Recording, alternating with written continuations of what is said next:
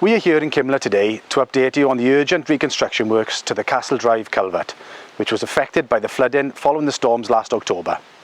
I'm pleased to say that at our Cabinet meeting last week, we agreed to fund the shortfall for the overall scheme cost so that the work can get underway as soon as possible.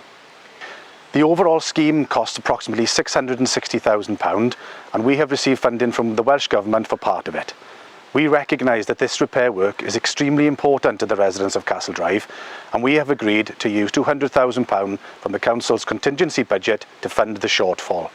Officers have completed the scheme design and obtained tenders, and now that the funding is in place, we can confirm with the contractor to start the work. We now await their contract programme and a formal start date, but there is a deadline for completion of the works by 31st of March 2023 to satisfy the Welsh Government grant. The road being closed has caused considerable disruption to local residents and the wider community since last October. A lot of work has been done to bring the scheme to this point today, and I'm pleased that additional funding required for work to get underway has now been approved. We ask residents to bear with us whilst the works are undertaken over the coming months, and hopefully we'll be able to reopen Castell Drive to traffic next March or April.